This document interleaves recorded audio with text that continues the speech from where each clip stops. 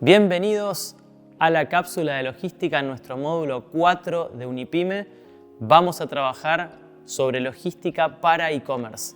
Yo soy Pablo Escaso, trabajo en el área de retail de la empresa Rappi y estoy relacionado al mundo del comercio electrónico hace unos 15 años. El objetivo de este módulo es repasar qué sucede con un pedido de un cliente online desde su preparación hasta su entrega, y vamos a abordar diferentes conceptos como el almacenamiento de inventario, el armado de pedidos y el transporte de última milla. Para partir el módulo de logística, nos parece muy importante entender cómo funciona la cadena de suministro, que es aquella que nos va a partir desde la producción o la manufactura hasta la entrega final. Y la cadena de suministro ha evolucionado mucho durante los últimos 40-50 años. De hecho, el término cadena de suministro parte de los años 80. Al principio, como ven en la tabla, la mercadería fluía desde la producción hasta los comercios y no existía la figura de un centro de distribución. Esto limitaba que un comercio tenía que recibir muchos camiones para poder ejecutar una venta de mercadería, entonces el surtido era limitado. Personas como Sam Walton, el fundador de Walmart en Estados Unidos, diseñan módulos donde almacenaban la mercadería de los proveedores, como si fueran Unilever o Coca-Cola, que recibían para todas sus tiendas y luego sacaban camiones más pequeños hacia la entrega final, hacia la tienda.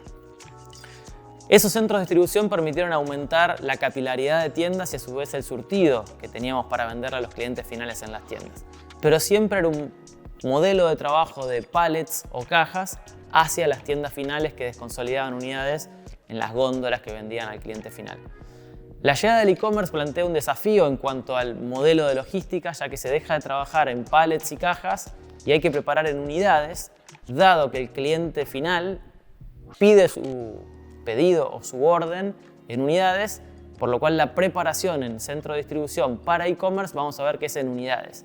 Además, también suma complejidad en el transporte, dado que el transporte va a ser domiciliario o de última milla, vamos a requerir vehículos más chicos, ya que un camión con acoplado no puede circular en la ciudad.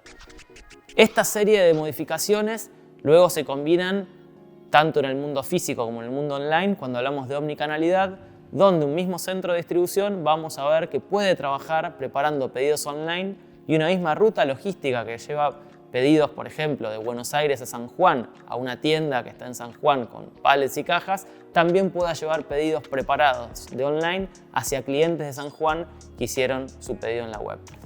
Esta es una de las grandes modificaciones que tenemos que tener en cuenta, por ejemplo, que los pedidos son en unidades y que las entregas son en vehículos pequeños que puedan estacionar en una calle de una ciudad.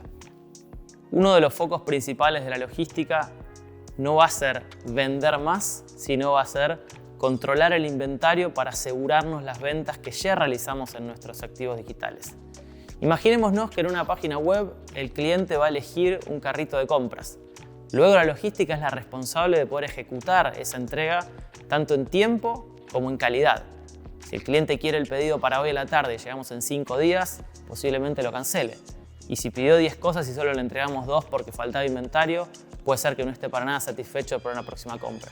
Por lo cual las responsabilidades o los focos de una logística o una cadena de suministro van a ser asegurar el inventario, darle continuidad al abastecimiento, llegar a tiempo, a su vez reducir el inventario total por un tema de costo del capital de trabajo.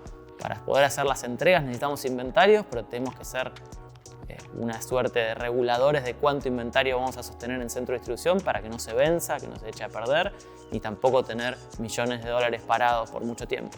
Entonces, estos focos son los que vamos a ir trabajando en función del objetivo final, que es una perfecta experiencia de entrega, tanto en completitud del pedido, del stock que entregamos, como en el tiempo prometido al cliente. En el mundo de la logística vamos a separar en etapas cómo funciona el proceso, como decíamos, desde que el cliente compró hasta que el cliente recibe en sus manos el pedido.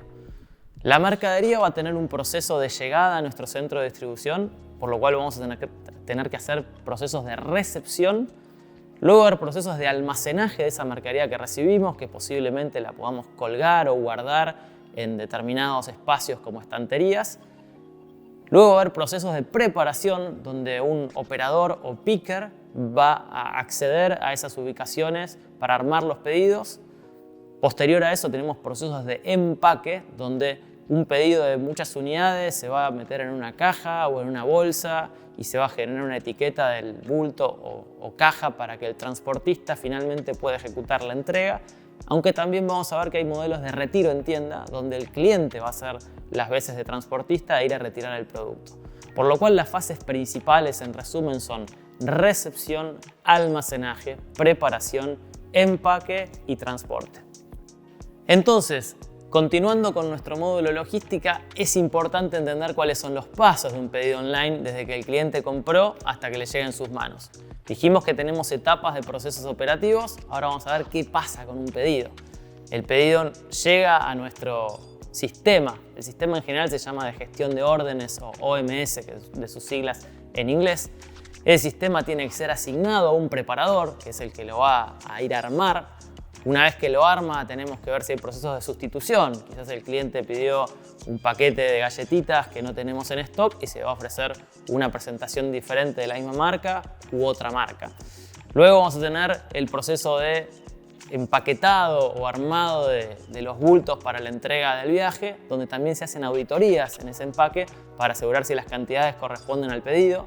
Y finalmente vamos a ir a los procesos de transporte, donde esos pedidos que ya tenemos armados en cajas tienen que ser parte de una ruta logística, ya que un chofer puede llevar en su viaje 10, 15, 40 entregas y tenemos que decirle en qué secuencia va a ir entregando, que es lo que llamaremos ruteo. Una vez que ese ruteo está claro, se cita al chofer a retirar la mercadería, donde se hace un control de bultos y finalmente va a transportarlo a destino, guiándose con herramientas como Google Maps o Waze a criterio del chofer. Y finalmente va a ser muy importante en cada entrega confirmar con una prueba de entrega que cada paquete a cada cliente está siendo entregado y así se va completando la ruta logística. Al finalizar, a veces hay modelos donde tenemos que ir a retirar un producto que no fue lo que buscaba el cliente en procesos de devolución o logística inversa y el proceso se va a repetir una y otra vez como estamos viendo en el flujo. En cuanto a la distribución, vamos a tener diferentes opciones para consolidar una red híbrida o mixta de cara a la propuesta de valor a nuestros usuarios digitales.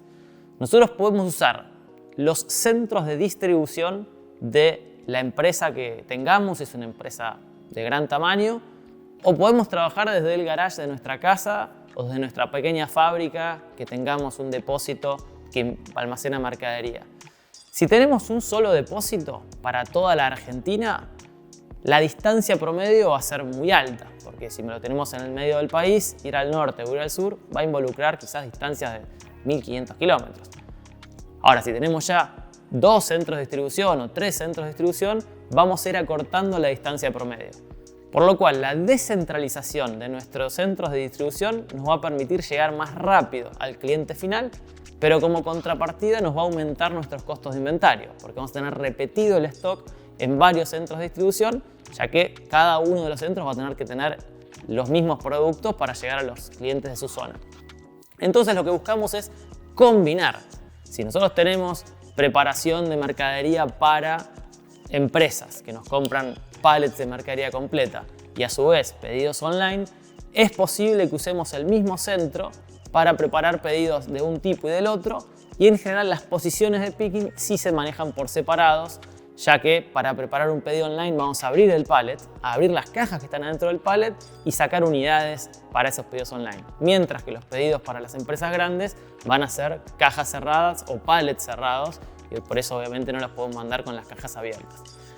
Además, esto lo vamos a combinar, como se ve en las imágenes de abajo, con entregas desde las sucursales, algo muy utilizado por muchos de los supermercados online para poder agilizar el tiempo de entrega y estar más cerca del cliente final, porque los supermercados están en las zonas de la ciudad y son también puntos de preparación donde en este caso van a preparar desde la góndola. Van a directamente ir a preparar unidades desde una góndola para entregar esos pedidos del cliente final.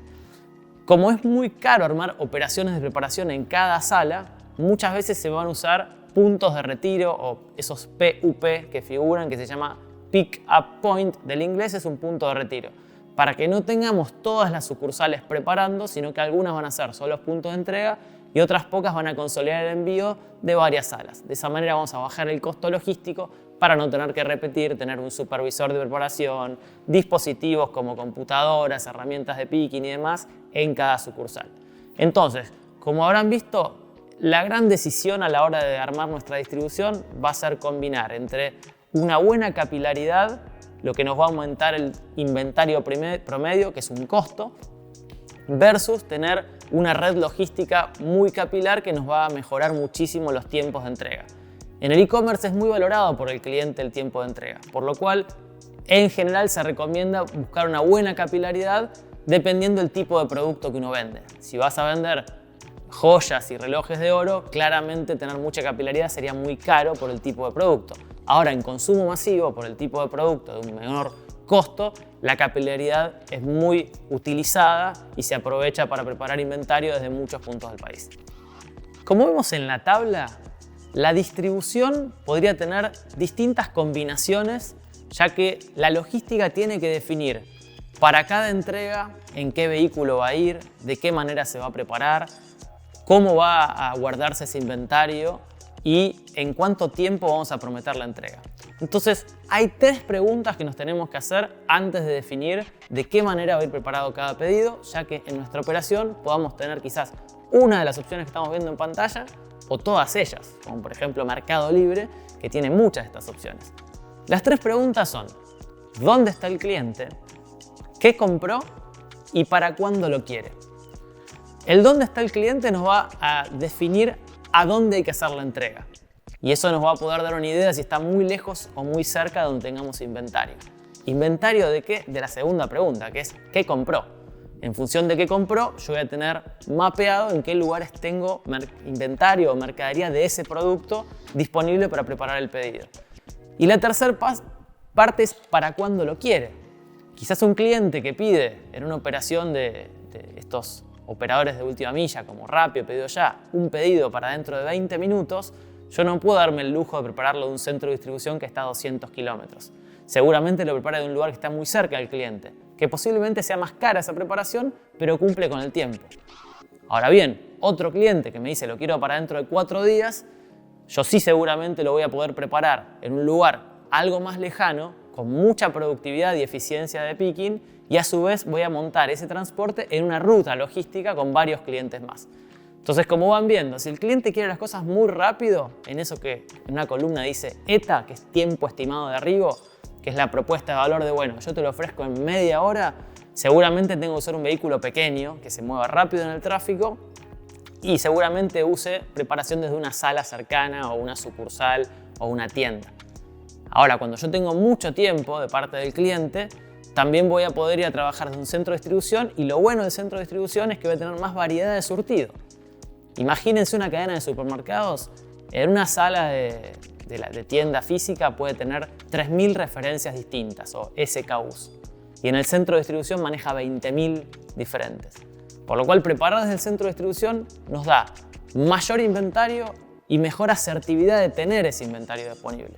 ¿Cuál es el problema? Estamos más lejos. Entonces, para salir de una preparación desde el centro de distribución, no va a salir una moto a entregar vehículos directos, sino vamos a hacer vehículos agendados o rutas programadas, como veremos más adelante, que lo que se busca es que en un viaje salgan 20, 30 despachos y se van entregando en un mismo camión casa por casa. Entonces, los desafíos van a ser también cómo vamos creciendo nuestra operación. Muchos de ustedes que están viendo serán una pequeña o mediana empresa, entonces van a partir quizás preparando desde su sala de ventas o showroom o pequeña bodega de su fabricación. Ahora, a medida que va creciendo su volumen, seguramente les convenga mudarse a una operación logística tipo centro de distribución, donde van a ver que las eficiencias medidas en productividad de unidades por hora preparadas van a aumentar rápidamente y eso les va a bajar considerablemente el costo de preparación. ¿Cómo funciona hoy el modelo de capilaridad cuando tengo que entregar, por ejemplo, en el interior del país? Yo tengo mi centro de distribución o mi pequeña fábrica en Pilar, provincia de Buenos Aires. Tengo que entregarle a un cliente que me compró uno de mis productos que vive en Tierra del Fuego. Me dio la dirección de su casa, está en la ciudad de Ushuaia y claramente yo no podría llegar a la puerta de la casa con un semirremolque, que son esos grandes camiones que llevan 24 pallets. Ahora, yo tampoco puedo recorrerme desde Buenos Aires hasta Tierra del Fuego en una moto para hacer la entrega domiciliaria. Para abordar ese tipo de situaciones existen las plataformas logísticas o nodos o plataformas de cross-docking, que es una palabra que lo que nos indica es que la mercadería va a fluir y no es inventario que se va a guardar. Y estas operaciones lo que nos van a permitir es, con un camión grande, voy a ir desde Pilar, quizás hasta las afueras de Ushuaia, o quizás hasta Río Negro o hasta Santa Cruz, y hago la primera milla, que es muy larga, con mucha eficiencia porque llevo 24 pallets de mercadería, llevo unas 2.000 cajas. Y luego la última milla para la entrega final al cliente que va a estar en su casa, la hago en un vehículo más chico. Entonces, ¿qué sucede en la plataforma? Una desconsolidación. Un camión grande baja 24 pallets y quizás pasan a 24 vehículos más chicos que cada uno se lleva un pallet en la entrega domiciliaria y cada pallet quizás son 4 o 5 pedidos. Esta operación también nos va a permitir una segunda alternativa para la eficiencia de costos, que es recibir mercadería de productores locales que me la dejan en la plataforma de Ushuaia y el camión grande vuelve lleno en vez de hacer una ruta de ir lleno de pedidos y volver vacío. Este tipo de modelos donde voy a poder aprovechar la primera milla en la ida con pedidos y la vuelta con mercadería que recibí de un proveedor cercano me va a permitir ser más eficiente y bajar los costos logísticos. Vamos a revisar un ejemplo. El ejemplo que tenemos en pantalla es el de la empresa Mercado Libre Argentina. Muchos de ustedes la conocerán, habrán comprado alguna vez en este marketplace tan relevante que tenemos en nuestro país, pero que está en buena parte de Sudamérica. Su modelo logístico involucra varias de las operaciones que fuimos comentando, por lo cual nos sirve como resumen. De un lado, a la izquierda, tenemos el comprador y del otro lado tenemos el vendedor. El vendedor tiene la mercadería en su sala y cuando le llega un cliente que pidió por Mercado Libre, puede operar y hacer una entrega directa. Eso se va a llamar dropshipping, porque Mercado Envíos o Mercado Libre, si bien hizo la venta en el activo digital, no se ocupa de la entrega, sino que le dice al seller o al vendedor, vos vendiste este producto a este cliente, envíaselo. Esa es la primera opción, la que vemos más por arriba. Pero muchas veces el seller tiene su planta o su pequeño local en Avellaneda o en el sur de la provincia de Buenos Aires y tiene que hacer la entrega en Jujuy y claramente no tiene capacidad de llegar tan lejos. Entonces ahí se va a montar en la operación de Mercado Libre y posiblemente pueda entregarle esa mercadería de un pedido preparado a Mercado Libre para que Mercado Envíos haga la entrega final.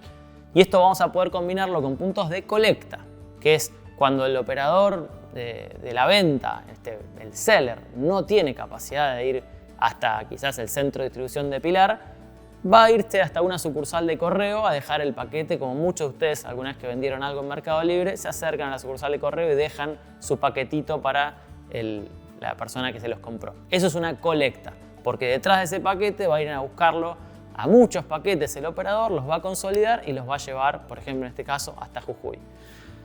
También lo que hace Mercado Libre, para no poner en manos del vendedor toda la operación logística, que la puede demorar, el hecho que por ahí el pedido llegó a las 6:30 de la tarde y el vendedor ya se fue y recién lo ve a la otra mañana y lo prepara y por ahí se quedó sin papel y un día más, eso empieza a hacerle perder tiempo y el cliente va a tener un tiempo de entrega más largo. Entonces Mercado Libre lo que dice, no, pará, mandame la mercadería a mí antes de que se venda y cuando se vende algo yo lo preparo. Esas operaciones que se llaman de fulfillment es cuando el marketplace, en este caso Mercado Libre, prepara los pedidos con inventario de terceros.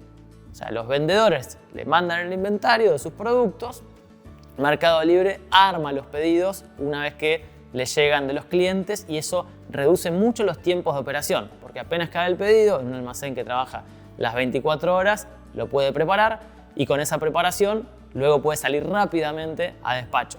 Y de esa manera pueden ver que modelos de alta frecuencia, como entregas en el día o en el día siguiente, se logran porque tienen el volumen y la operación en un centro de distribución. Generalmente cuando es el seller el que prepara y hace la entrega, puede demorar, cuando es en el interior, 2 o 3 días de entrega. Y el cliente quiere, como dijimos al principio, recibir las cosas cuanto antes.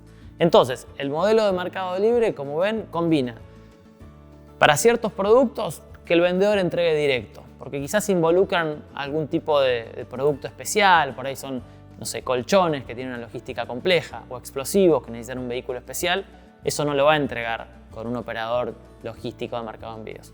En otros casos, le va a decir, sí, esta mercadería que se vende muy bien, mándamelo, así yo tengo listos mis productos para cuando el cliente lo pida los puedo preparar y despachar. Y a su vez también, cuando los clientes viven muy lejos, se van a apoyar de operadores logísticos como Andesmar, como Flechabús, como Ravione, como Andreani, que van a poder cumplir con esa capilaridad de logística tan grande que tienen la entrega hacia puntos muy remotos donde ni el seller ni Mercado Libre pueden llegar. Para operar de esa manera, los puntos de colecta y los puntos de cross-docking que vimos hace un rato van a ser suficientes para poder hacer desconsolidaciones de primera milla a última milla y llegar finalmente a la casa del cliente.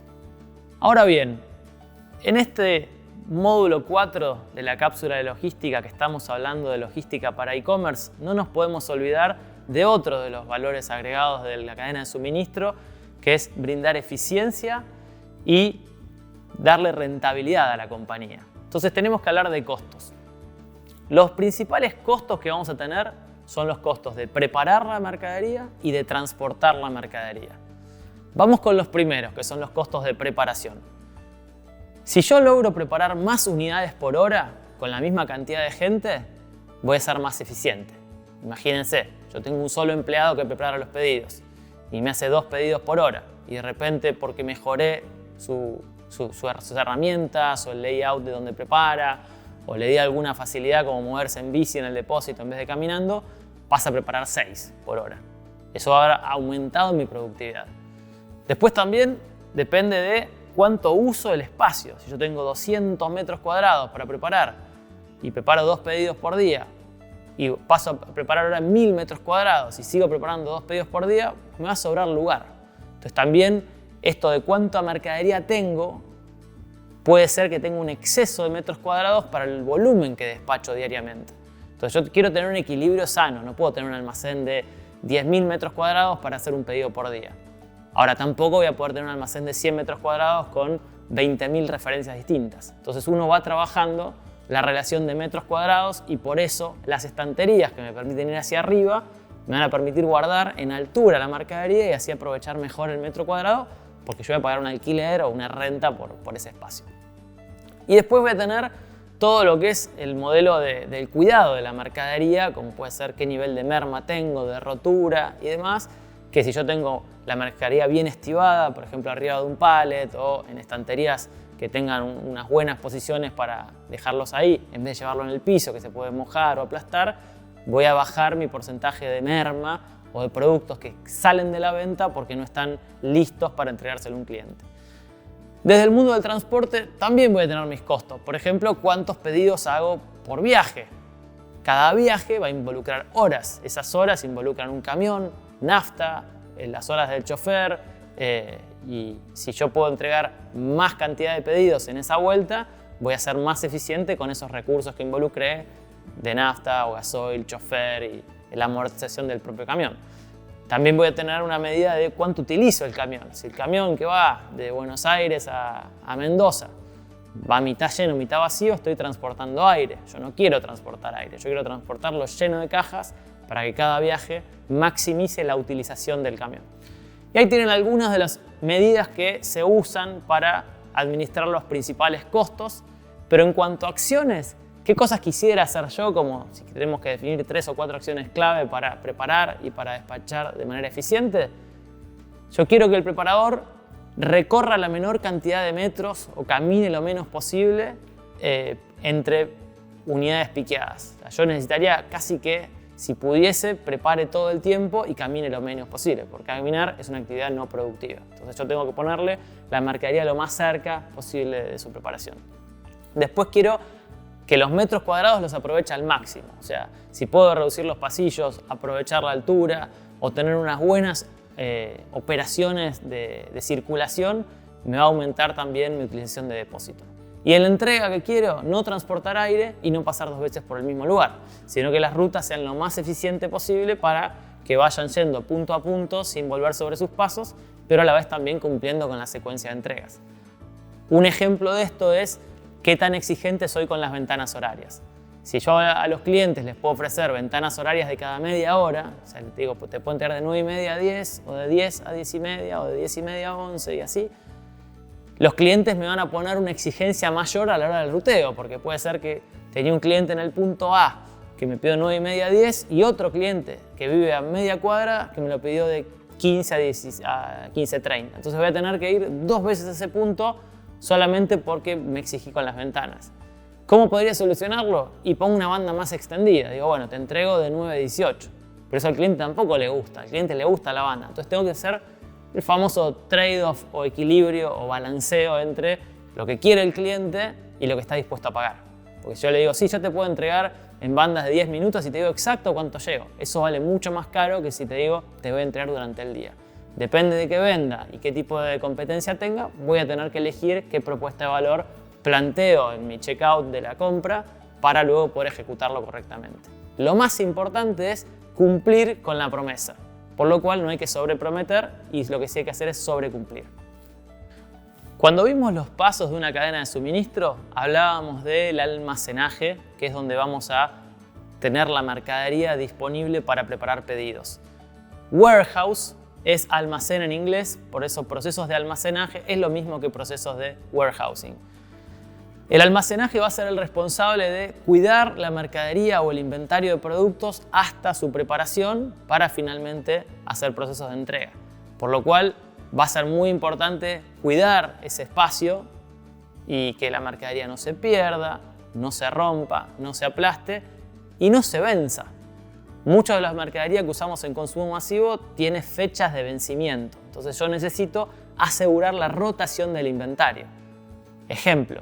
De un mismo paquete de galletitas voy a tener distintos lotes, porque el proveedor quizás me entrega un pallet por día y yo tengo que asegurarme de que lo primero que entra sea lo primero que sale. Eso se llama modelo FIFO o First In, First Out, que lo que busca es que dentro del almacén de un mismo producto que tenga mucho volumen, me asegure que se prepare primero lo primero que entró y no lo último que entró, porque si no aprovecho bien las rotaciones de inventario, en algún momento se me va a terminar venciendo la mercadería. Entonces, dentro de las responsabilidades del almacenaje, vamos a ver que tenemos la recepción, donde vamos a poder controlar los lotes de lo que entró y no meter nunca mercadería que no esté apta para la venta. Es como mi barrera de entrada para que el proveedor no me ingrese mercadería que no está correcta. Y luego voy a tener que guardar esa mercadería y tenerle un buen seguimiento para que nada se rompe ni se venza, hasta los procesos de preparación, empaque y despacho. Dentro de los procesos de preparación, yo podría preparar, como dijimos antes, desde grandes centros de distribución o desde pequeñas salas o sucursales. Esto es como ir aprendiendo en el crecimiento, también uno tiene que ir cambiando el tipo de operación que usa, ¿no? Es como las zapatillas cuando uno tiene 10 años no van a durarle hasta los 20, sino que va a crecer el pie y va a tener que cambiar por una cada vez más grande. Entonces, en el caso de la preparación, el valor que me va a ir indicando cómo tengo que ir evolucionando de tipo de almacenaje va a ser la cantidad de pedidos por día. Si yo preparo solo 2 pedidos por día para mi comercio electrónico, seguramente lo puedo hacer desde la sucursal o desde la tienda al público que tengo. Ahora, cuando yo preparo mucha cantidad, por ejemplo, ya estoy en 1000 o 2000 pedidos día, seguramente necesito una tienda exclusiva para e-commerce que se llama Dark Store para evitar competir en inventario con los clientes físicos y tampoco molestarlos, porque un cliente físico va a estar rodeado de preparadores que le van a pasar casi por encima buscando los pedidos. Lo habrán visto alguna vez en un supermercado cuando están comprando que hay preparadores del pedido e-commerce de otros clientes en los mismos pasillos. Imagínense que si eso crece, en un momento va a ser incómodo para el cliente físico y tampoco queremos entorpecer o empeorar la experiencia del cliente físico. Entonces es por eso que a medida que el e-commerce va creciendo, se va separando de los canales de sucursal tradicional o venta al público y empieza a tener sus operaciones. Pero necesita volumen para tener sus operaciones, porque si no, si abrimos una gran operación y no tenemos volumen, nos va a aumentar mucho la merma, el costo va a ser muy alto porque no se va a amortizar con los poquitos pedidos que tengamos. Por eso, en función del volumen, vamos a ir creciendo en la operación que vamos a usar y de eso se trata un poco el diseño operacional. Saber cuál es la medida suficiente para mi operación actual y quizás para los próximos 2 años. Tampoco uno se va a mudar todos los meses de depósito. Tiene que proyectar su volumen para decir, bueno, con esta operación puedo trabajar 2 años y quizás un tercer o cuarto año si expando la cantidad de turnos o un poco la cantidad de metros utilizados. Vamos con nuestra primera operación, que es recibir mercadería. Como vemos en las fotos, estamos adentro de un centro de distribución. Ese centro de distribución va a recibir camiones de los proveedores. Unilever va a entregarle a Coto o a Jumbo un camión con mercadería. Esa mercadería, antes de guardarla y dejarla disponible para preparación, hay que controlarla. Entonces existen lo que se llaman muelles o portones de recepción, donde una persona del supermercado o de la operación que corresponda va a recibir al proveedor, en este caso al chofer de Unilever, y van a hacer control de documentación. Van a revisar los lotes, van a revisar la cantidad de mercadería si se corresponde con la orden de compra y una serie de actividades para asegurarnos que lo que está viniendo es lo que efectivamente se compró o se pidió. A su vez, hacen controles de calidad. Se toma al azar una muestra de alguno de los productos, de alguno de los palets, para verificar que efectivamente ese producto está en condiciones de ser vendido, tanto en calidad como en fecha de vencimiento, como por ejemplo que tenga los logos, estos sellos que se ponen ahora y demás, que es algo que se exige y quizás hace unos meses no se exigía y si es un lote viejo no los puede tener. Entonces, eso es recepción de cara a centro de distribución tradicional, pero como dijimos, para llegar a ser centro de distribución uno necesita mucho volumen. ¿Cómo es la recepción tradicional para un e-commerce? Que por ahí puede ser un poco distinta de esta. Vamos a ver un video de una empresa que también es un marketplace, pero de Estados Unidos, que se llama Amazon. Y en este video vamos a poder ver lo que le llamamos recepción a granel. La diferencia va a ser que en vez de recibir pallets con mercadería en cajas, enfilmadas y todas prolijitas, vamos a recibir la mercadería toda mezclada.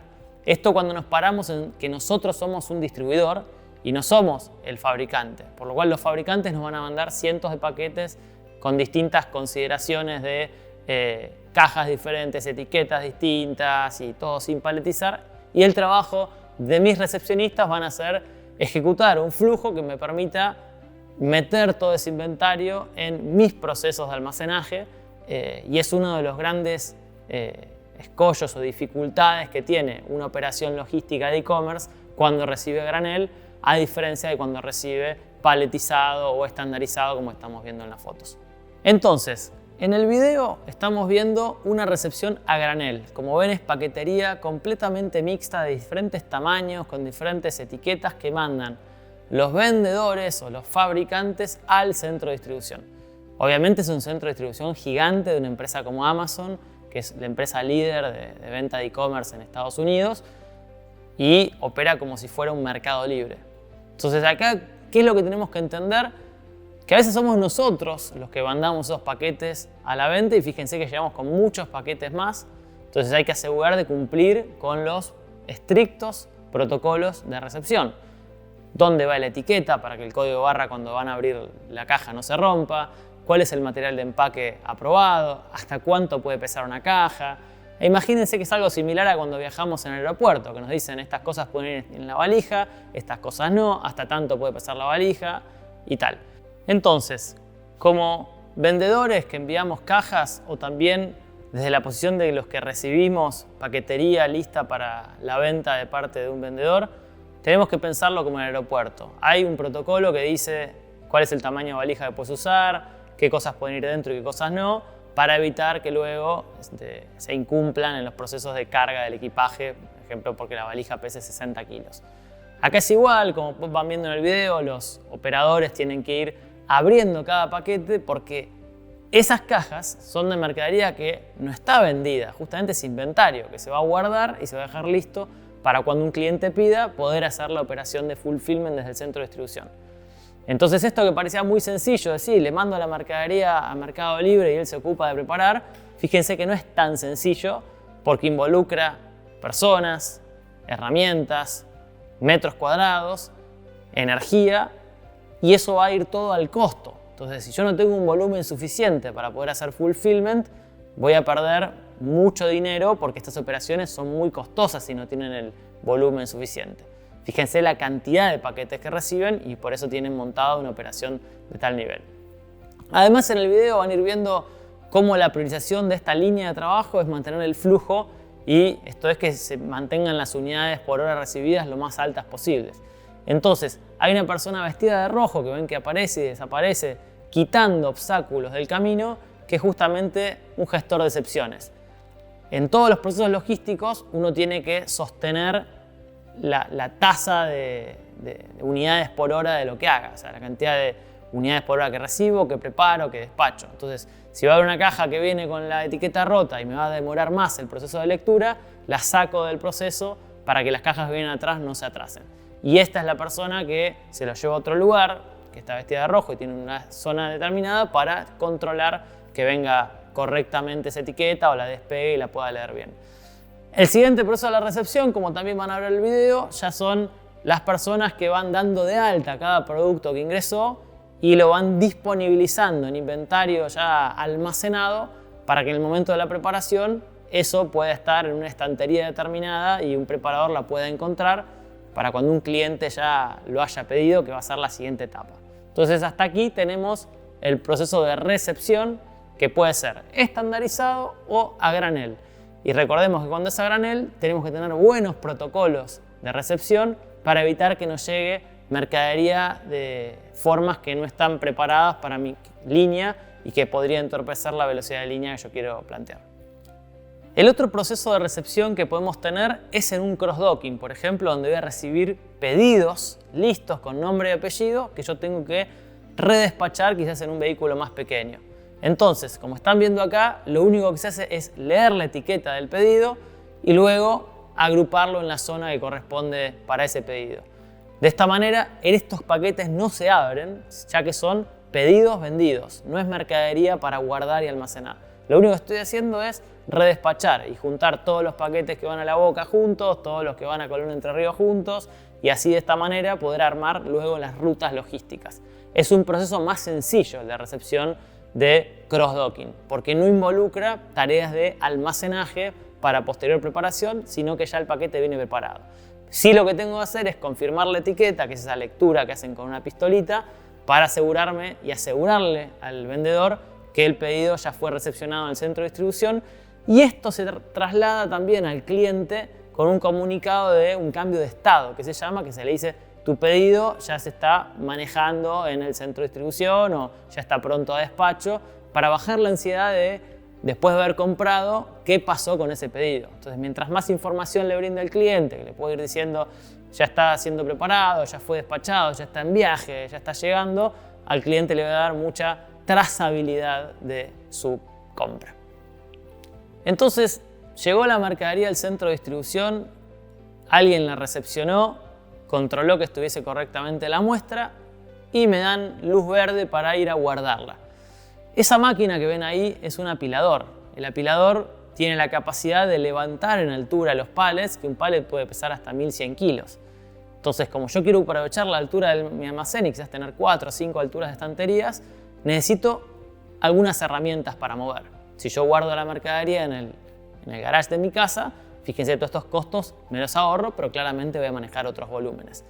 Entonces, el siguiente paso a la recepción es efectivamente el almacenaje. Voy a tener que guardar esos pallets y dejarlos disponibles para la futura preparación. Aquí vemos entonces una dark store, que es como una tienda física pero preparada para los preparadores de pedidos online, donde van a ver estanterías y esas estanterías tienen la mercadería lista para ser preparado. Pero fíjense la diferencia con una góndola de un supermercado. No están todas las mayonesas juntas y son todas amarillas, o todos los ketchup juntos, o todas las aguas juntas. Aquí la mercadería se ordena por rotación. Lo que más se vende se pone junto y lo que menos se vende se pone al fondo, ¿no? Entonces, yo lo que quiero es reducir los metros recorridos por el preparador. Si yo sé que un producto se vende 10 veces al día y otro una vez al día, seguramente el que se venda 10 veces al día lo ponga cerca, desde donde sale el preparador a armar los pedidos, y lo que se vende muy poco, más lejos. Así, de esa manera, reduzco los metros recorridos en promedio. La Darkstore tiene esta función, se guarda la mercadería de estanterías y ya se acomoda en unidad, no en caja como vimos en el centro de distribución, porque los pedidos online se preparan en unidad. Entonces, cuando yo logro evolucionar de preparar en tienda a tener una tienda oscura o Darkstore para la preparación online, mejora quizás al doble o hasta el triple mi productividad porque tengo la mercadería ordenada por rotación, mayor cantidad de alturas con inventario y a su vez en una misma posición puedo hacer mix de distintos productos que no tengan nada que ver entre sí, que se llama picking desordenado, por el hecho que cuando llega a esa posición el preparador nunca se va a confundir entre una salsa de tomate y, no sé, unas pelotitas de chicle, porque son realmente distintas. Y esto sí le pasa cuando prepara en tienda física, que va a buscar una mayonesa y tiene 7 mayonesas amarillas iguales, muy parecidas en empaque, y puede confundirse si se llevó la light o se llevó la de 250 o la de 500. Entonces lo que se hace justamente es separar productos distintos. Otro punto muy relevante es la apilabilidad de la mercadería. En un mismo pedido, el cliente puede pedirte 5, 10, 40 cosas. Quizás en moda piden 1 o 2 productos por pedido, pero en consumo masivo te pueden pedir 30 o 40. Entonces hay que tener en cuenta que hay productos que se podrían romper cuando se apilan unos sobre otros. En este caso tenemos, por ejemplo, los huevos.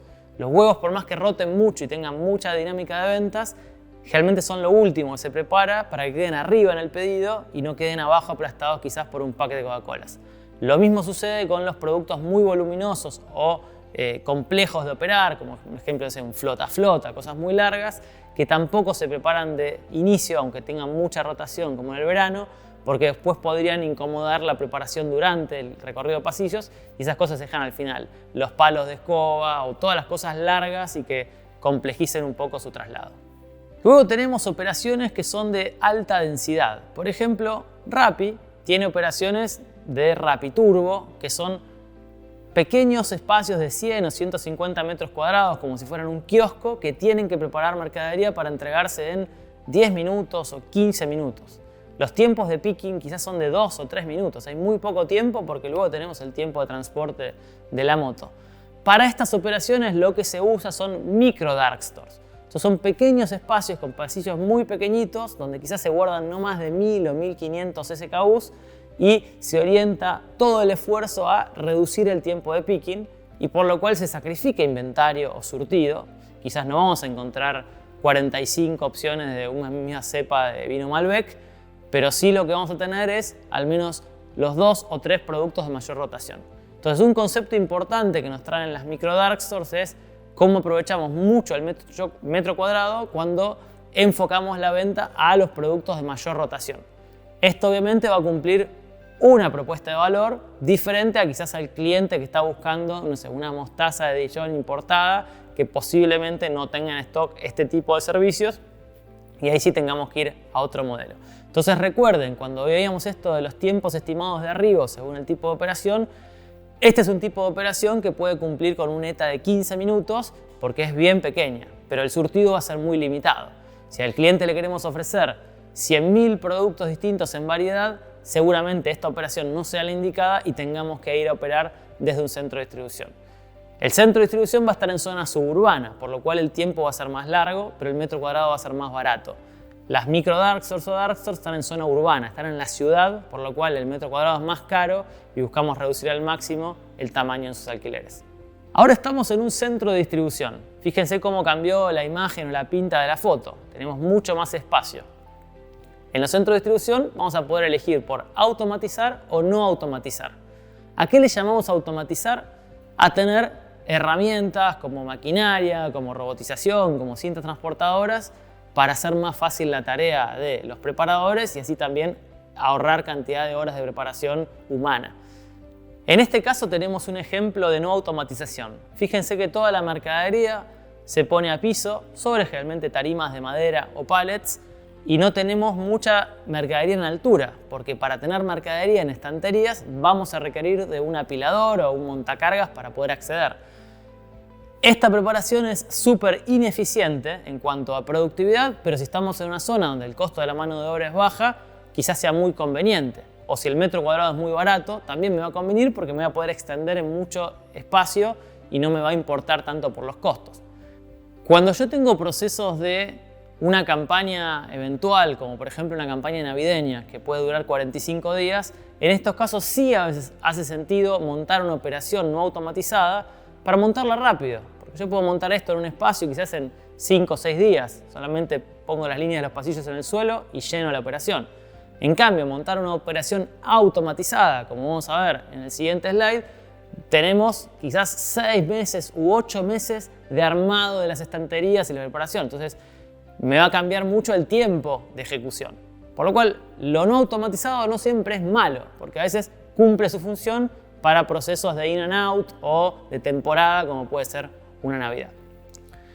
Como ven, un almacén automatizado es mucho más complejo, requiere inversión y tiempo. Este modelo que vemos en pantalla, que es un almacén muy robotizado, también llamado multi-shuttle, lo que nos va a permitir es no invertir en pasillos, tener muy poco personal en preparación en el almacenaje y básicamente con una suerte de ascensores y robots voy a poder acercar la mercadería a estaciones de preparación, donde el preparador va a estar quieto y le va a llegar la mercadería a través de estas cintas. Esta operación me va a permitir acercarle la mercadería a un preparador que va a estar quieto en una posición de picking o estación de picking y voy a ser muy eficiente en sus unidades preparadas por hora porque no va a tener que estar caminando y yendo a buscar. Pero son operaciones que pueden tardar hasta 8 meses o un año en su armado y son de altísima inversión, por lo cual solo se justifican si tenemos mucho volumen o el costo de mano de obra y metro cuadrado es muy caro en el país o zona donde estamos. Ahora vamos a hablar un poco de cuáles son los sistemas que utilizamos para ejecutar mi operación, porque hablamos de preparar mercadería, de recibir mercadería, de almacenar mercadería. Pero, ¿cómo se entera el preparador de qué tiene que ir a preparar?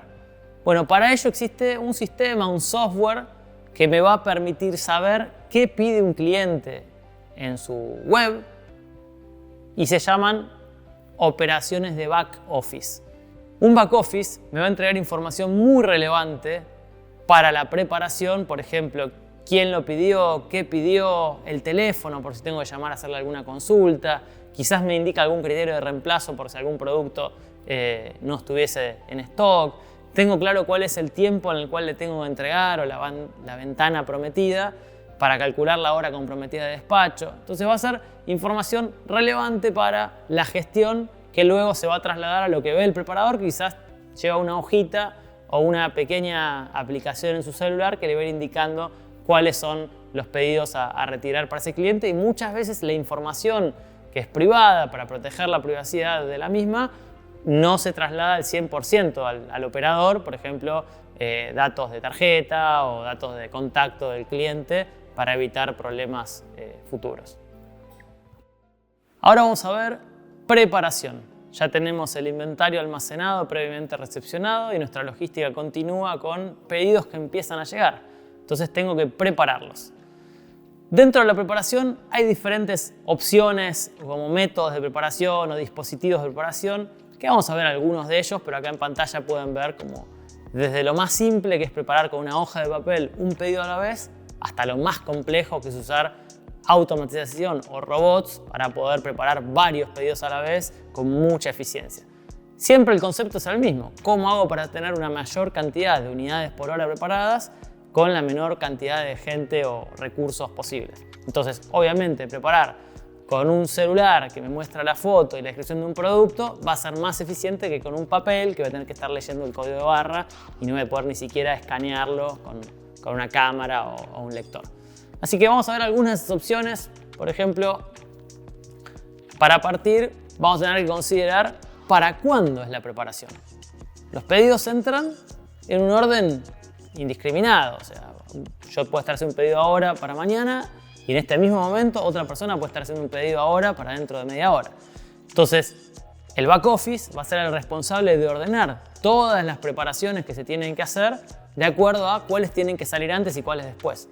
Que esto es distinto a la rotación de inventario que decíamos antes, que de cada producto sí necesitamos que salga primero lo primero que llegó, para que no se nos rompan las fechas de vencimiento. Pero en cuanto a la orden de pedidos es distinto. Yo voy a tener que ordenarlos por orden de hora comprometida de despacho. Pues va a depender también qué tan lejos está el cliente.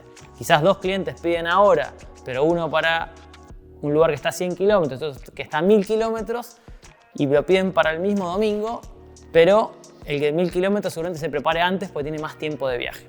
Así que consideremos esto del ordenamiento de pedidos para también ir asignando las preparaciones en estas olas de preparación en el momento correcto. Luego, cuando hablamos de cómo preparar o cómo hacer fulfillment, que son básicamente sinónimos, podemos elegir tener preparaciones un pedido a la vez o varios pedidos a la vez, discreto o multi-picking. La opción de hacer muchos pedidos a la vez me va a permitir que el preparador recorra metros haciendo más pickings, pero va a involucrar mayor complejidad. Si yo quiero ir al supermercado, por ejemplo, y hacer el pedido para mí, para mi mamá, para mi papá y para mi hermano, voy a ir con 4 listas y seguramente me confunda o lleve 4 carros. Va a ser una operación más compleja. Si yo solamente hago mi pedido, es más sencillo. En esto de una preparación para e-commerce va a funcionar igual. El multi-picking me va a exigir un poco más de tecnología para que el preparador pueda ejecutar la operación y no sea lo suficientemente compleja. Pero entiendan que están esas dos opciones. Y una como subopción dentro del multi-picking es si voy a preparar toda la mercadería para varios pedidos y luego la voy a clasificar, o si durante la preparación ya voy clasificándolo, imagínense dejándolo en canastos separados durante la preparación. Por eso hablamos de que puede haber olas de picking o procesos de batch picking. Vamos en orden con algunos de los dispositivos de preparación que vimos. Lo más simple y con lo que seguramente muchos de ustedes empiecen cuando vendan online por primera vez, y no sé, si abrieron su página en tienda nube, van a poder imprimir sus órdenes que hicieron los clientes y ir a prepararlas con un papel que va a decir hay que buscar estos ítems en estas cantidades. La complejidad que tiene preparar en papel, como dijimos, es que no voy a tener la foto de cada ítem, no voy a poder escanear el ítem con un dispositivo que me confirme si estoy agarrándolo bien y mal, por lo cual la cantidad de errores es mayor y además tenemos una segunda operación que es la de facturación separada del picking, porque voy a tener que luego ir a un escáner y como confirmar toda la mercadería. Por ejemplo, cuando uso un dispositivo como una PDA o como un celular o una handheld, que es como un aparato que permite escanear, ya trabajo por radiofrecuencia o por Wi-Fi y estoy conectado a una red que le puedo ir confirmando los pedidos que voy levantando y de esa manera voy haciendo la facturación o el escaneo en el mismo momento, lo cual me ahorra procesos. Y a su vez tengo mucha información para el usuario. Por ejemplo, le puedo indicar comentarios del cliente sobre ese producto. Por ejemplo, no sé, si pidió una palta, que la palta tenga tal grado de madurez, o por ahí el cliente deja un comentario que si encuentra la versión de repuesto de este gatillo de limpiavidrios, quiere solo el repuesto y solamente encontró el de gatillo, por eso lo fijó. O en una handheld yo voy a poder saber también a la hora de escanear un producto cuánto stock debería haber. Entonces yo voy a buscar un producto y quedaba uno y no lo encuentro, posiblemente se fue el último. Ok, ahora si voy a buscarlo no lo encuentro y me dice que hay 100, seguramente yo estoy buscando mal y puede ser que esté mal posicionado. Entonces esto va a ayudar muchísimo a la operación y a la productividad. Algunas apps de picking lo usan, como vemos, con más información aún, por ejemplo los reemplazos, que le indiquen al preparador si un cliente compró 3 cocas de 1 litro, si se pueden cambiar por una coca de 3 litros. Que en este caso muchas veces vamos a recomendar que no, o no cambiar una coca regular por una coca light. En cambio, hay otras cosas que sí le voy a poder recomendar. Por ejemplo, que pidió no sé, un pack de 4 pilas y yo encuentro solo pilas del mismo tamaño por 2 unidades y llevo 2 packs, va a funcionar igual el reemplazo. Y también voy a poder, por ejemplo, chatear con el cliente para ir confirmando, porque algo que pasa, sobre todo en preparaciones fuera del centro de distribución o fuera de Darksource, es que hay reemplazos porque el stock no está en línea con lo que vio el cliente en su momento. Entonces puede haber habido diferencias, hay cosas que se acabaron y tenemos que solucionar el problema. Acá tenemos una operación de multipicking complejo, donde un operador está preparando muchos pedidos a la vez en un centro de distribución. Entonces fíjense cómo con unos anteojos inteligentes le va indicando de cada paquete que prepara en qué posición la tiene que dejar, como ven ahí en el cuadradito que le dice qué cantidad en cada posición de cada paquete. Esto es una tecnología costosa y que claramente la tienen los operadores grandes, como un DHL. Para partir una pyme no va a poder tener esta tecnología que se llama Vision Picking. Cuando hablamos de reducir los metros recorridos por el preparador para que no vaya pasillo a pasillo buscando ítems, también se combinan a veces operaciones de cinta transportadora que mueven los ítems y se los acercan al usuario, como vemos en este caso a la operadora que está armando pedidos. Y Pick-to-Light es otro método muy utilizado para la alta rotación en centros de distribución, para que esa mercadería que se vende mucho llegue al operador que está parado, pero imagínense que las estanterías que tiene delante se van a ir moviendo y acercando, y en algunos LEDs que tienen abajo les va a ir indicando cuántas unidades de cada producto, y uno va a tener que estar con la mano ocupada como cuando usan una handheld. Acá tenemos las dos manos disponibles y solamente tenemos que ir mirando los visores. Trabajar a dos manos es mucho más eficiente que trabajar en una y con la otra ocupada por una handheld. Entonces, otra mejora que trae, por ejemplo, en este caso el Pick-to-Light. Esto que vamos a ver es una operación de automatización completa. Es el extremo donde queremos eficientizar al máximo los metros recorridos por el operador. Y nos vamos a ayudar de robots móviles autónomos, que son esas especies de aspiradoras robot que ven en el suelo, que tienen un pistón que van a poder levantar las estanterías. También fíjense cómo va a ser eficiente el uso de pasillos, porque no hay pasillos, ya que las estanterías se pueden mover. Y el objetivo va a ser acercar cada estantería con el producto que tiene que buscar el preparador a un preparador que vamos a ver en unos segundos más, que está quieto en una operación de preparación y la mercadería le fluye hacia ellos. Obviamente esas operaciones son costosas, porque todos estos robots y estos sistemas valen dinero, pero fíjense la eficiencia de tener un almacenaje comprimido porque no usa pasillos y tener pocos operadores, ya que la mercadería les va directamente a sus manos con estos robots. Y por ejemplo, esta empresa Kiva Robots, que es la que desarrolló este modelo y que fue adquirida por Amazon, puede permitirte tener una operación de 5.000 metros cuadrados con más de 100.000 SKUs. Y ahí está el operador que simplemente por sistema va tomando el pedido que corresponde. Esto se complementa con una serie de automatizaciones extra, como puede ser el uso de movimiento de pallets automáticos o cintas transportadoras. Tenemos que tomar en cuenta que cuando un cliente compra online está viendo la mejor versión de cada producto, la mejor foto con la mejor iluminación en un fondo plano blanco, que luego puede distar del producto que puede encontrarse en la preparación. En el caso de productos estándar, como puede ser un celular, un iPhone, no vamos a tener mucha diferencia entre unos y otros, como mucho la caja puede venir con alguna arruga o una marquita. Ahora, cuando hablamos de manejar comida, es muy distinto un tomate a otro, una palta a otro, o si está bien sellada una carne envasada al vacío o la madurez de una banana. Entonces, gestionar consumo masivo del mundo de alimentación o productos a granel sí va a involucrar más capacitación a los preparadores para que sepan qué tienen que entregar, así el cliente nuevamente no se queda con más expectativa al momento de comprar de lo que va a sentir en la experiencia al momento de recibir. Otra cosa que nos pasa es que muchas veces no tenemos inventario del producto que pidió el cliente. Para que se den una idea, esto se llama tasa de completitud o found rate, y en promedio estamos en el 90% en la industria. O sea, de lo que pide el cliente le entregamos 9 de cada 10 cosas. Esa última cosa que no se la entregamos, muchas veces la podemos reemplazar. Por ejemplo, como se ve en pantalla, yo podría, si no encontré el producto, entregarle un producto de la misma marca un poquito más grande o un producto de otra marca, quizás que es un poco más caro. Otra de las reglas que tiene que tener mi negocio, y eso se carga generalmente en el software de back office, es cómo le indico al preparador los criterios de reemplazo. Si voy a reemplazar por mi misma marca de distinto tamaño o por distinta marca, ya que no todos los clientes van a ser proactivos en comunicarnos por qué reemplazo quieren, porque ellos entienden que van a recibir de entrada el mismo producto.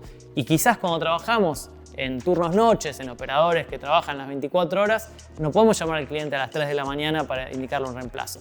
Entonces, los modelos de sustitución me van a ayudar a hacer reemplazos adecuados y quizás no cambiar un producto sin azúcar por un producto con azúcar, o entre marcas que el cliente no las aceptaría porque tienen un sabor muy diferente, por ejemplo, o como puede ser un tratamiento capilar que un cliente no quiere cambiar el tipo de marca porque le gusta esa y no quiere cambiarlo, pero sí no tiene problema en recibir una presentación distinta en tamaño. Otro tema muy importante en esta cápsula de logística en el módulo 4, donde hablamos de logística para e-commerce, es cómo van a convivir la definición de qué vendemos con los costos de lo que sale a operar eso que vendemos. Entonces es muy importante la comunicación entre el equipo comercial y el equipo de operaciones en cuanto a precios mínimos. Preparar una barrita de cereal podría ser más caro que el margen de esa barrita de cereal que vendemos. Entonces en muchos casos en el online vamos a necesitar vender 6 barritas de cereal, la caja, para poder justificar ese costo de picking, ya que los pickings son unitarios. A diferencia de lo que sale llevar a la góndola física una barrita de cereal que podemos haber llevado una caja, por lo cual la preparación fue en bulto y de mayor productividad. Entonces muchas veces parte de la definición logística para un comercio electrónico es definir los precios mínimos para evitar estar vendiendo cosas que prepararlas vale más caro de lo que nos sale venderlas.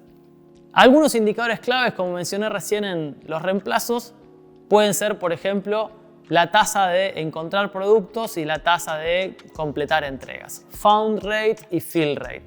Para hacerlo sencillo, el cliente me pidió 10 cosas. De las 10 encontré 8. Y una de las que no encontré, que fueron 2, se la reemplazo. Entonces, 80% va a ser mi found rate, o sea, lo que encontré de lo que me pidió, y el 90% va a ser mi fill rate, ya que una adicionalmente se la reemplacé. El fill rate me ayuda para saber cuánta venta estoy perdiendo, porque 1 menos fill rate es venta perdida. Yo sé que el 10% en ese ejemplo que di de la venta lo perdí, porque preparé 90% de lo que me pidió el cliente. Había cosas que estaba dispuesto a pagar el cliente y lamentablemente no las pude entregar por falta de stock. El found rate me indica cuánto cumplo de lo que me piden, porque tampoco es cuestión de reemplazar todo. El reemplazo empeora la experiencia, porque el cliente quiere lo que pidió, acepta reemplazos. Pero si yo le reemplazo todo y el found rate es 20% y el fill rate es 100, quiere decir que le reemplacé el 80% del pedido, que no sería para nada bueno. Entonces son dos de los indicadores claves y fundamentales para los procesos de preparación: found rate y fill rate. Y ahora nos vamos a meter en el siguiente tema, que es la entrega, que va a estar muy relacionada a la preparación, porque si la preparación se atrasa, vamos a atrasar las entregas al cliente. Entonces, otro indicador clave es el cumplimiento de la propuesta de entrega al cliente o ventana horaria. Y eso lo vamos a llamar on-time delivery. Como ven en pantalla, vamos a tener en cuenta si cumplimos o no con la propuesta de valor. Y este cumplimiento va a estar relacionado a qué tan exigente es la propuesta de valor. Si le decimos te entrego en los próximos 48 días, seguramente el on-time delivery me dé muy alto. Y si yo le digo te entrego entre las 9 y 5 y las 9 y 6 minutos, el on-time delivery va a ser muy bajo.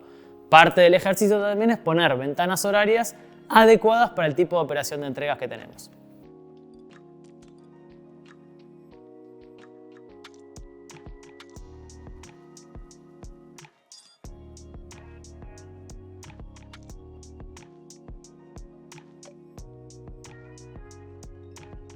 Vamos con nuestro tercer tema, que es justamente la entrega. Vamos a hablar un poco de transporte ahora. El transporte tiene diferentes responsabilidades o etapas, como ven en pantalla. Va a ser el responsable de darle visibilidad al cliente cómo viene su orden o el tracking. Va a ser responsable de dar una prueba de entrega a mi operación para luego no tener un contracargo o alguien que me diga que no recibió el pedido y tener alguna prueba de ello. Voy a tener también transparencia de por dónde van a estar mis camiones circulando para cuidar la mercadería, por temas de seguridad. Voy a tener que elegir quién se lleva cada cosa, voy a tener que seleccionar en qué vehículo y qué chofer. Entonces, de esto un poco vamos a hablar ahora. El transporte es la definición de todas estas cosas. En qué vehículo va a ir, en qué secuencia de entrega, por dónde, con qué visibilidad, quién lo lleva y demás. Transportes tenemos varias opciones para mover la mercadería. Y hacia la derecha cada vez van a ir viendo más complejidad. Lo más sencillo es tener un camión propio con un chofer que se lleve los pedidos y los entregue. Ahora, a veces vamos a tener que también, para aumentar mi cobertura en cuanto a distancia, poder usar el transporte de otros. Entonces voy a usar también por ahí un dropshipping, un cross-docking y las opciones que vimos antes para ir extendiendo mi red logística. Y podría también tener mi propia transportadora, o sea, como tiene Mercado Envíos y tiene ya prácticamente un courier logístico.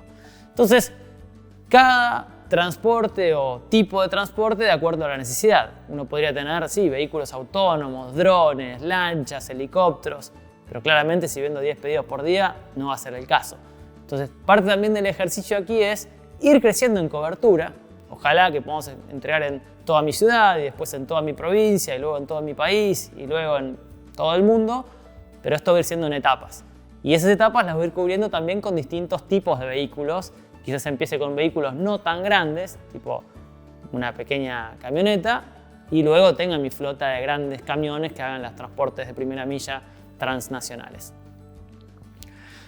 ¿Qué hay que tener en cuenta a la hora de prepararnos para definir la propuesta de valor? Justamente los tiempos que me va a llevar a entregar. Uno a veces tiene la experiencia desde su vida personal que un tiempo de viaje de 400 kilómetros lo hacen 4 o 5 horas. Entonces dice, tengo que salir a Mar del Plata de Buenos Aires, bueno, voy a tardar 4 o 5 horas. Pero en realidad cuando uno piensa en calcular tiempos para ejecutar una operación de última milla, va a tener que considerar algunas otras cosas más como ven en pantalla. Yo tengo que citar al camión previamente a mi depósito, tiene que cargar el vehículo y mientras más grande el camión más tarda una carga. Un semi se carga más o menos en 1 hora. A su vez después tiene que circular a destino, pero una vez que llega a destino tiene que estacionar y según qué tan difícil es el barrio donde entrego voy a tener más tiempos de estacionamientos. Después tiene que apersonarse en la puerta del domicilio y esperar a que el cliente lo atienda, que a veces está en un call, se está bañando o está distraído. Y voy a tener otro tiempo involucrado y luego así seguir con las entregas. Entonces, si yo solamente tomara la distancia a recorrer dividido la velocidad promedio, estaría haciendo malos ruteos porque las últimas entregas irían demorando más y más y más. Es muy importante considerar que quizás si yo entrego productos de tecnología con pantallas, un tiempo de servicio puede ser de 20 minutos, porque los clientes quieren ver si anda, quieren ver la pantalla, abrir la caja, hay que firmar más documentación y demás. Entonces, tengo que tener en cuenta eso. Lo mismo que si uso vehículos grandes, el estacionamiento es más lento que si entrego en moto, que el estacionamiento generalmente es en vereda y no pierdo tiempo con eso. ¿Cuáles son los dos grandes tipos de transporte que vamos a ver? Programado y express.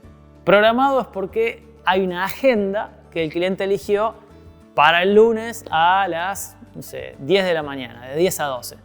El express es en 20 minutos, en 1 hora, en 2 horas, pero es un tiempo desde el momento de pedido, no es un agendamiento. Esa es la gran diferencia. Y el correlato de esa diferencia es que el programado suele ser para armar rutas de muchos pedidos en vehículos un poco más grandes y el express suele ser más el envío de a uno o de a un par de pedidos, como puede ser una moto o un auto que hace una entrega y vuelve, una entrega y vuelve. El programado tiene más cobertura kilométrica, el express tiene menos cobertura kilométrica. Algunos ejemplos de vehículos. Puedo usar vehículos grandes, como dije. ¿Qué es grande? Bueno, un camión. ¿Y qué cosas buenas tiene? Bueno, tiene más alcance, más capacidad de carga, pero también tiene cosas más complejas como más inversión. Puedo usar vehículos eléctricos, que ahora están cada vez más de moda, que pueden tener facilidad de circulación en centros urbanos, pero tienen menos autonomía o no se pueden subir a una autopista. Y también puedo usar autos tercerizados, como si fueran Uber, Cabify o remises, que me va a dar una flexibilidad enorme porque pago por pedido y no tengo que invertir tanto en cada vehículo. Entonces yo voy a tener que definir en función de mi operación qué me sirve más. Si tener motos, si tener autos, si tener camiones, si invertir en la electromovilidad o, como recomiendo siempre, tener un mix de cada uno de los vehículos según los anillos. Los anillos son los radios de cobertura que voy a hacer. Y quizás desde mi punto baricentro o central, que puede ser mi centro de distribución, digo, bueno, a 2 kilómetros hago en bici y moto, a 10 kilómetros hago en auto y a 100 kilómetros hago en camión. Entonces depende de dónde están los clientes pidiéndome, voy a usar un modal distinto según la distancia a recorrer. Una herramienta clave a la hora de la transparencia del envío, ya que el cliente desde que compró está ansioso en saber cuándo va a recibir su pedido y también nos ayuda a que se prepare para no estar disperso a la hora de que el chofer llegue, es darle visibilidad de entrega. El tracking justamente es esta información que nosotros transparentamos tanto al cliente para saber cómo va su pedido, como se ve en la pantalla, como también en la operación logística para saber por dónde están los vehículos y si vemos un vehículo en una dirección incorrecta, y quizás acercándose a una zona peligrosa, podría darnos el indicio de que fue abordado y no está como en condiciones para continuar el viaje. Combinado con esto, en los momentos de entrega también se solicitan pruebas de entrega para asegurarnos que el chofer efectivamente fue y entregó la mercadería, que puede ser una foto a la puerta del domicilio, una firma del cliente o, como muchos usuarios hoy vivirán en el día a día, códigos que solamente tiene el usuario y tiene que trasladarle el código al chofer para confirmar la entrega, que puede ser el DNI o un nombre de fantasía. El ruteo es otra operación muy importante en el transporte, que hay sistemas que te ayudan a hacerlo, no hace falta hacerlo todo solo, como si fuera usar Google Maps.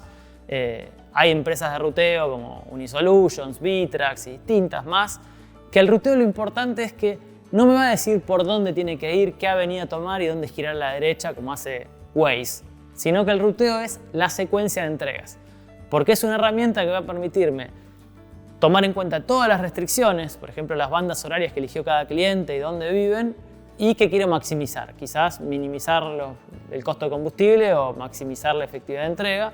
Entonces me va a definir en qué orden tengo que entregar, para que un chofer que lleva 40 pedidos en el camión sepa cuál tiene que entregar primero, cuál segundo, cuál tercero. Y cuando alguno no se puede entregar por una falla o porque no está de más, también puede hacer reruteos y seguir siendo eficiente en el modelo de entregas. Ahora, ¿qué pasa si no enviamos la mercadería? Bueno, tenemos la opción de que el cliente la venga a buscar y hacer modelos de entrega. Estos modelos de entrega se vamos a llamar retiro en tienda, pick-up o bastantes similares. Puede ser al auto, puede ser aprovechando puntos de terceros, por ejemplo la empresa Pickit hace eso, que puede aprovechar un Café Martínez para entregar tu mercadería y te brinda la opción como seller online a tener más capilaridad.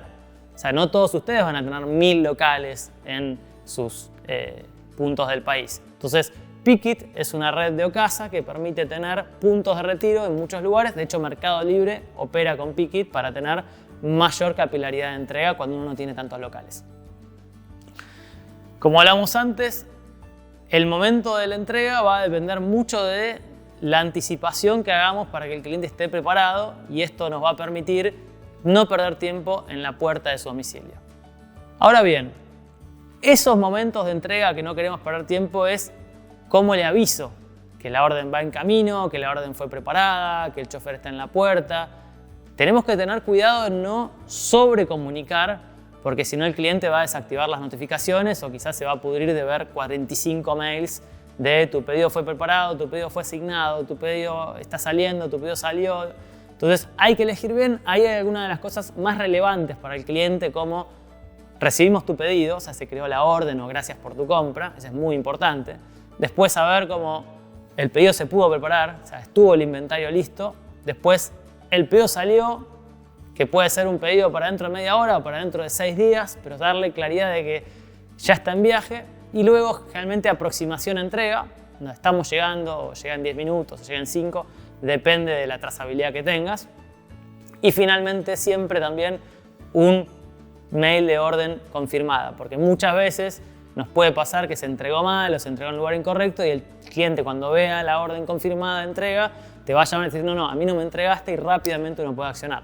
Si te avisa a los 3 días, quizás ya ese pedido cayó en manos equivocadas y lo perdiste. Bueno, el momento de la verdad es la experiencia de la entrega real, cuando el paquete llega en manos del cliente. Ese ZMOD que dice ahí, no es que escribimos mal, sino que es el momento cero de la verdad, que es la entrega. Y este momento nos va a permitir cumplir finalmente con la promesa de valor. Nosotros hicimos recepción de mercadería, almacenaje, preparación, empaque, despacho, transporte y finalmente llega al cliente. Parece unboxing, ¿no? Que vas a abrir la caja y ver si realmente lo que vino adentro es lo que vos interpretaste cuando viste la publicación online. Entonces es muy importante enfocarnos en este momento para que el paquete llegue limpio, la presentación del chofer sea la adecuada, darle trazabilidad de los tiempos y demás, y hasta quizás mejorar el propio producto, como por ejemplo hacen algunas empresas de moda que tiran perfume dentro de la caja para cuando el cliente abra el paquete sienta como si estuviese en el local ese perfumito de la prenda que viene con ella. Como dice el dicho, lo que no se mide no se mejora, así que otra parte fundamental del proceso de entrega es tener trazabilidad de los indicadores de entrega. No solamente si lo hicimos bien o mal, o del NPS de satisfacción de un cliente, famoso Net Promoter Score, sino también indicadores clave de la entrega, como por ejemplo, quién recibió el pedido. Porque si vemos que mucho porcentaje de mis entregas lo reciben personas distintas a las que compran, voy a tener que reforzar mis criterios de identificación para asegurarme que le entrego a la persona correcta y después no haya temas de fraude, de que el cliente diga, no, le entregaste a otra persona, no a mí. Y hay muchos modelos que tienen esa complejidad donde en el checkout quizás se piden más datos de quién va a recibir y no solamente de quién compró.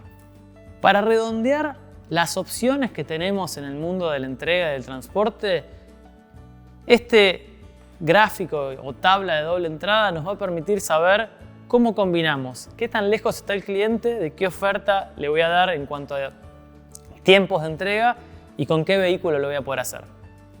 Entonces, si el cliente vive a 10.000 kilómetros y quiere el pedido en 1 minuto, la única opción es teletransportación, porque no hay forma de llegar tan rápido. Ahora, en cosas realizables, si el cliente está cerca, ponele a 1 kilómetro y quiere las cosas en media hora, 1 hora, 4 horas, seguramente usa una logística urbana y puede usar consolidación de logística colaborativa, esto de usar redes como Uber, como Cabify o como varios terceros logísticos, Trego, Chasqui o Pikit, que hacen ese servicio. No hace falta que tenga toda flota propia. Y voy a pagar por pedido en zonas controladas. Ya cuando los clientes están más lejos, que voy a involucrar rutas agendadas, logísticas y no tanto pedido express, sí seguramente necesite o fleteros o transporte propio que hagan entregas de 40, 50 ítems pedidos por vuelta. Y ahí voy a tener una flota dedicada. Va a ser como mi camión que opera las entregas de mañana y generalmente yo hoy recibo todos esos pedidos, los ruteo y mañana sale el camión con la ruta agendada. Después puedo tener el grupo de clientes que viven muy lejos, quizás viven a 500 o 600 kilómetros, donde mi flota dedicada no me va a servir porque va a ser como un pedido en San Juan, uno en Salta y uno en Ushuaia, y no voy a usar un camión para hacer eso. Entonces ahí voy a usar al courier logístico. Le voy a mandar esos paquetes para que se entreguen como el envío de una carta o postal.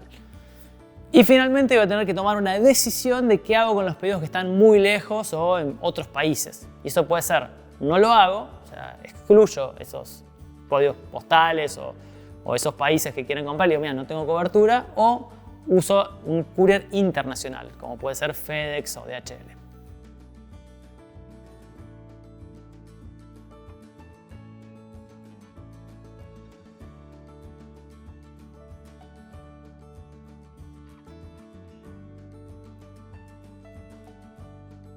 Como conclusión, en el modelo de un e-commerce cada vez es más importante la experiencia de la entrega o la ejecución de esa entrega. El cliente individualmente de cómo ve el front, si más rápido, más lento y demás, en general nos va a comprar por 3 cosas. Por tener el surtido de lo que quiere, porque si quiere una plancha y no la vendemos, no me va a comprar unos caramelos. Por tener cobertura en tiempo y distancia, que es que llegues hasta donde yo estoy y en el tiempo que yo necesito el paquete. Y precio. Esas son las 3 cosas. Surtido, cobertura y precio lo van a hacer la decisión de comprar. Pero la experiencia de esa entrega, de esa primera compra, van a ser lo que les permita repetir. Como decía Unicenter, lo importante no es que vengas, sino que vuelvas. La repetición de compra es lo que busca un negocio para tener fidelidad de sus clientes. Y por eso es tan importante la logística. Porque la calidad de la experiencia va a ser en cuanto a llegó lo que pedí y llegó a tiempo, completitud y on-time delivery. Y para eso voy a tener que desarrollar estos procesos que vimos en este 4º módulo de la cápsula de logística de Unipyme, donde tenemos temas de definir dónde guardo mi inventario, cómo lo preparo, de qué manera lo entrego, cómo combino distintos activos entre la capilaridad que me puede dar la tienda física o sucursales de punto de retiro con la eficiencia que me da un centro de distribución. Y como ven aquí, en el gráfico cada vez más es algo valorado por el cliente el tiempo de entrega, por lo cual no solamente las decisiones van a ser por precio, sino también muchos clientes van a estar dispuestos quizás a pagar un poco más por tener el producto un poco antes. Entonces, el planteo que tiene que desarrollar un operador logístico no es solamente en eficiencia de costos para tener la operación más barata posible para trasladar eso a un precio menor, sino también tener operaciones flexibles que quizás sean un poco más caras, pero me permiten entregar más rápido. Agradeciéndote tu participación en este último módulo de la cápsula de logística. Gracias.